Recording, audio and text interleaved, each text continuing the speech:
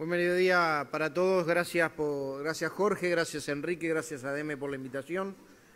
Hemos estado muchas veces invitados como comensales, como oyentes. Nos toca por primera vez ser disertantes, así que gracias. Gracias por quienes nos están acompañando el día de hoy. Gracias a los demás colegas de los diferentes partidos políticos, senadores. Este es un lindo diferencial que tiene el Uruguay, que quizá en otros países es difícil que se dé. Me parece que hay que valorarlo, aún en la discrepancia. Y bueno, y gracias a muchos compañeros de mi querido Partido Nacional que me acompañan. Esto no es el número que va a salir en la lotería. Estos son los días que faltan para que cambie el gobierno, para que empiece la próxima administración. ¿Y saben por qué pongo esto? Porque nos dicen permanentemente, miren, esto va a quedar para la próxima administración, y ahí falta 1 año y medio para que cambie la próxima administración. Lo que pasa, yo tengo una percepción, yo no voy a ser políticamente muy correcto hoy, voy a decir las cosas que entiendo que hay que decir por su nombre, y pido disculpas por ello, con respeto. Pero yo creo que lo que no hizo el gobierno ya no lo va a hacer. Aun cuando falten 507 días y 1 año y medio en la vida de las empresas y de la gente hace mucho tiempo. Yo tengo la percepción de que el gobierno, en lo que queda, va a ser, y lo voy a poner un toque de humor, Juan, no es venganza por lo de Rampla, no es venganza por lo de Rampla, pero yo creo que el gobierno va a ser la plancha. En lo que queda del periodo de gobierno, el gobierno va a ser la plancha. Va a esperar que cambien algunas situaciones, pero de sí mismo, y lo digo con todo el respeto y con todo el afecto, uno tiene que decir en esto lo que piensa. El gobierno no ha generado y no va a generar condiciones de cambio, entre otras cosas porque además somos rehenes de una interna en un proceso de gobierno que está en campaña electoral. Tan es así que el otro día escuchaba a la ministra de Industria, de quien depende la UTE, pidiéndole a la UTE que baje las tarifas públicas. Y bueno, son esas cosas que a mí me gustaría plantear hoy en un breve diagnóstico y después establecer algunas de las propuestas de desarrollo que entendemos que son necesarias para cambiar la realidad. Estos son los 5 temas que aparecen como más importantes en todas las encuestas de opinión pública que le importan a la gente. Ustedes ven que de los 5 temas hay 3 que son económicos. Obviamente la seguridad está por encima de todo, pero hay 3 temas que son económicos. Me voy a detener brevemente en algunos de ellos.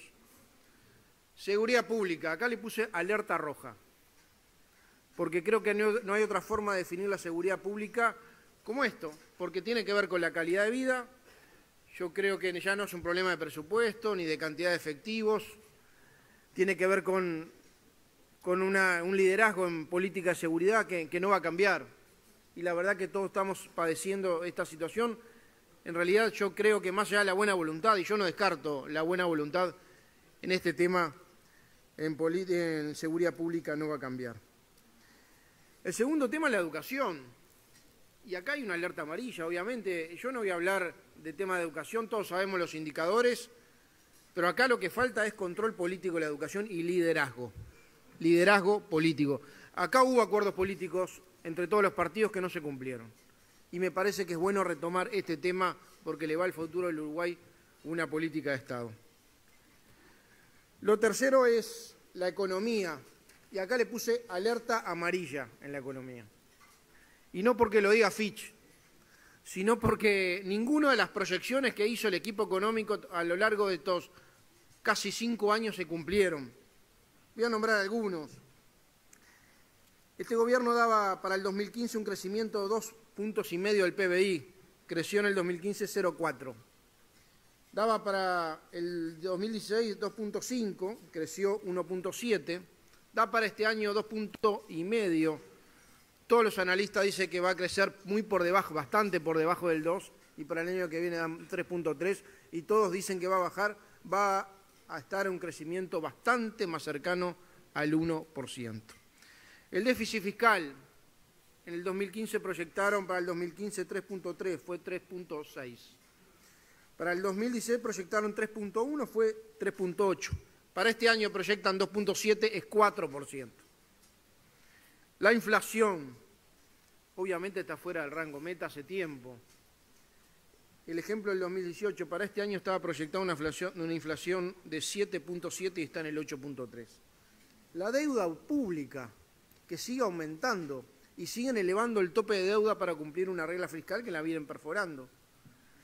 En el primer trimestre de este año la deuda pública bruta es 40.300 millones de dólares, equivalente a casi el 70% del PBI. Un año atrás, el primer trimestre del año pasado, era 33.500 millones de dólares, 60.5% del PBI. El desempleo, que hacían referencia. El desempleo está en el 9%. ¿Qué significa el 9%? Para ponerle nombre y apellido, significa 158.000 uruguayos desempleados. Significa que del 2015 a la fecha se perdieron 55.000 puestos de trabajo. Significa que hay 39.000 uruguayos en seguro de desempleo, que viene creciendo con respecto a los guarismos anteriores, que obviamente afecta más a las mujeres, a los jóvenes, a la industria manufacturera y a la construcción. Pero lo que más me preocupa es lo que está abajo, tanto como el desempleo. Hace un año y medio, desde enero de 2017 hasta mediados de 2018, 176 empresas entraron en concurso de acreedores. Más de 10 empresas por mes. Eso es un drama para el Uruguay. Y acá tenemos que ver que el gran problema que tiene, y acá lo enganchamos con lo que viene para adelante, es la falta de inversión. Hace rato que el sector productivo está estancado. Sacando del sector de telecomunicaciones, que quizás sea el más dinámico y muy particular, la producción de bienes y servicios hoy está al mismo nivel que el 2014. La inversión privada del 2017 cayó 11.3%. Va a caer nuevamente este año la inversión privada y los proyectos promovidos. Y obviamente yo tengo que preguntarles a ustedes, la mayoría empresarios, ¿qué sector de la economía anda bien? Si le vinieran a preguntar, dígame, asesóreme en qué sector invierto en Uruguay. ¿En qué sector le dicen? ¿En cuál le da garantía de por lo menos de oportunidades a uno que se quiere instalar en Uruguay? Y obviamente, cuando nos tenemos que poner a mirar para adelante, tenemos que ver cuáles son las trabas que impiden a las empresas arriesgarse e invertir y tratar de trabajar sobre ellas. Son los deberes que tenemos. De aquí para adelante, por lo menos del 1 de marzo del 2020 para adelante. Ser atractivos para invertir es la clave. Sin inversión no hay crecimiento, no hay empleo, y sin inversión no se sostiene la estabilidad financiera. Ahora, ¿qué hay que hacer para que se invierta en Uruguay para revertir esta situación? Lo primero, ser serios. Y acá tenemos que hablar de seguridad jurídica. Y obviamente tenemos que hablar proyectados. Si mañana hay un cambio en Uruguay y el Partido Nacional le toca estar en el gobierno, obviamente no solo, tenemos que tener claro que lo que se puede renegociar se renegocia, pero lo que se firma, guste o no guste, se cumple. Y esa es seguridad jurídica y es base para la seguridad de inversión. La segunda, porque la seguridad jurídica no alcanza, es la estabilidad política. Aspiramos a integrar un conjunto de partidos políticos que quieran un cambio en Uruguay. Y donde la inversión y el empleo sean los puntos de acuerdo más importantes de desarrollo en los próximos 5 años. Obviamente, la gente nos pregunta muchas veces en la recorrida, bueno, ¿le conviene ganar? Mirá que la situación está muy complicada. ¿No te hace esa pregunta? Muchos le hacen. Y la respuesta es obvia. Si no hay un cambio en Uruguay, en 5 años estamos peores. La respuesta es obvia y yo creo que nos vamos a ir de a poquito a ir venezualizándonos en algunos aspectos. Obviamente tenemos que generar inversión con empleo y tenemos que buscar algunos instrumentos. Yo me voy a detener en algunos de ellos rápidamente, algunos instrumentos para generar inversión y empleo. Primero, la ley de inversión es buena ley. Yo creo que hay que modificar el decreto reglamentario ayornándole a la nueva realidad. Segundo, Yo creo que hay que reestructurar el régimen de devolución de impuestos indirectos a las exportaciones, que hoy tiene una tasa plana y me parece que hay que estudiar sector por sector. Lo mismo que hay que reinstalar el régimen de prefinanciación de exportaciones con un trámite bastante más sencillo, era un buen instrumento. Donde tenemos que involucrar inversión y empleo en igual medida, porque tenemos no solo que generar políticas activas de empleo, sobre todo en aquellos sectores que generan rápidamente impacto y son intensivos en generadores de mano de obra, sino porque además tenemos una carga tributaria en el empleo, una presión tributaria muy alta, de las más altas de América Latina. Estamos muy por encima del promedio de América Latina.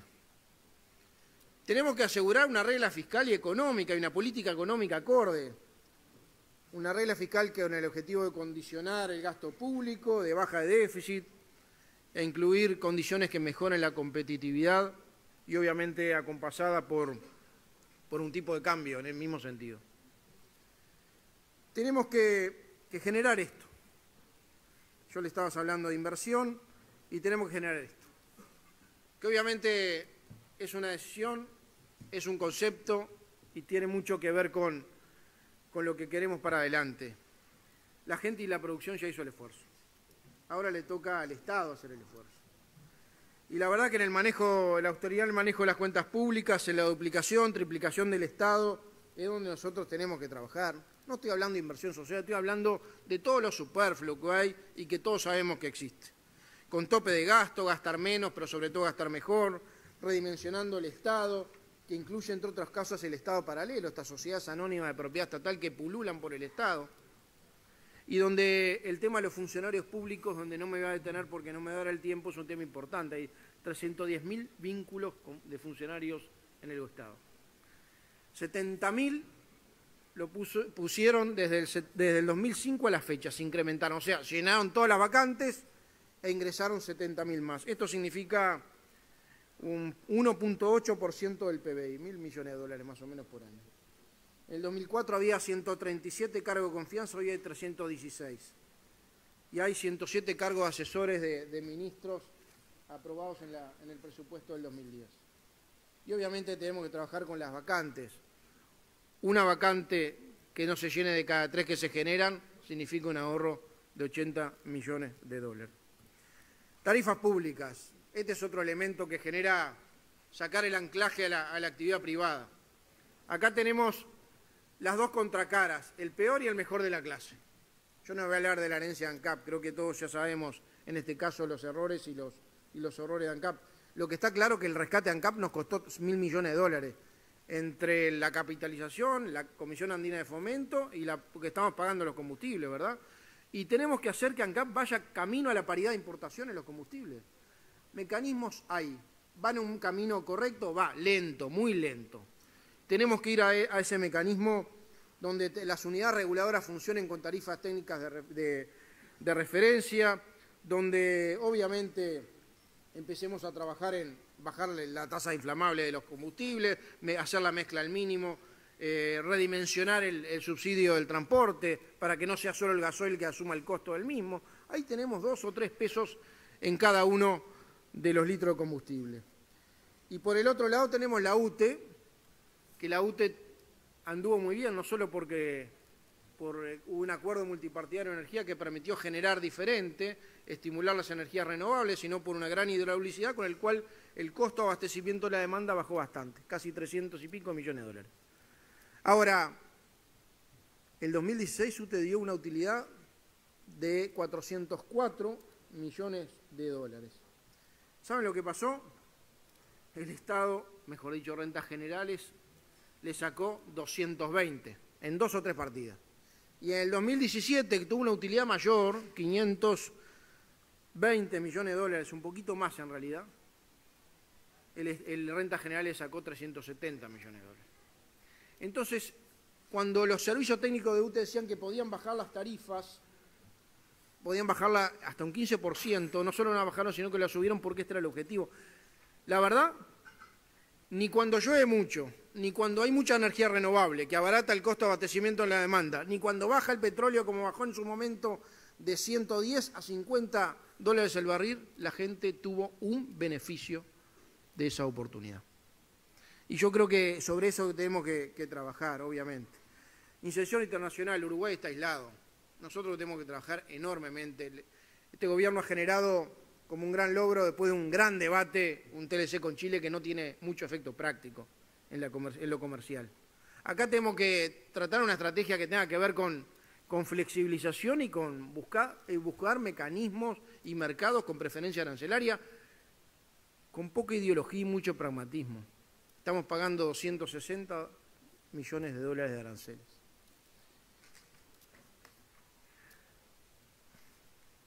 Miren qué tema, relaciones laborales. Yo puse equilibrio porque quizás sea uno de los temas más importantes que tenga el próximo gobierno. Tenemos que cambiar el chip de la confrontación y que el conflicto sea la primera medida por la cooperación. Yo voy a contar una anécdota personal y me van a permitir unos minutos más, Jorge, porque quiero contarla porque vale la pena, o por lo menos creo que vale la pena. Yo con 30 y poquitos años, con 30 años fui inspector general de trabajo. Hace 17 me tocó ver una situación que era paupérrima. Hice la denuncia penal a 4 empresarios que tenían a sus trabajadores en condiciones infrahumanas, condiciones de trabajo infrahumanas. Y la verdad no nos tembló el pulso para hacer la denuncia penal correspondiente. Y con la misma autoridad tenemos un buen vínculo y mucho respeto con empresarios y con los sindicalistas. Mucho, códigos y respeto. Ahora, también es verdad, con la misma autoridad tenemos que decir que hay cosas que están fuera de control. No puede pasar en Uruguay que el interés corporativo condicione el interés nacional, a este extremo. El otro día hubo una semana que había 200 vagones de AFE cargados con 6.600 toneladas de arroz que no se podían cargar en el puerto de Montevideo por un paro de AFE. Estuvimos a esto de perder el mercado. No puede pasar que después de una larga lucha el sindicato Conaprole, 3 días después de firmar un convenio colectivo y una cláusula de paz la viole porque un supervisor haga las tareas de un operario. No puede pasar. Y no puede pasar que si tenés la desgracia que un familiar o un amigo se muera, fallezca un viernes de noche, no lo puedan enterrar hasta el lunes porque además está en conflicto y no hace entierro los fines de semana. Eso no puede pasar más en Uruguay. Y son de las cosas que tenemos que trabajar, obviamente, unas relaciones laborales diferentes. De la confianza, necesitamos negociación colectiva, sí, nadie la está discutiendo. Obviamente acá hay recomendaciones de la OIT que las vamos a incorporar, pero basada en una cultura diferente, con consejos salarios ayornados, donde no se discutan derechos. Podemos discutir instrumentos, derechos no vamos a discutir. Ya termino, en poquitos minutos. Y en estas relaciones laborales tenemos que rediseñar los consejos de salario incorporando nuevas realidades laborales, incorporando la productividad y capaz crear un grupo técnico de trabajo entre empresarios y trabajadores, generando los indicadores, tratando de resolver las asimetrías laborales. No es lo mismo una empresa acá a 5 cuadras que en Trinidad, no es lo mismo el tamaño, no son los mismos los problemas y no son las mismas las soluciones. Obviamente generar un mecanismo de huelga que hoy no existe.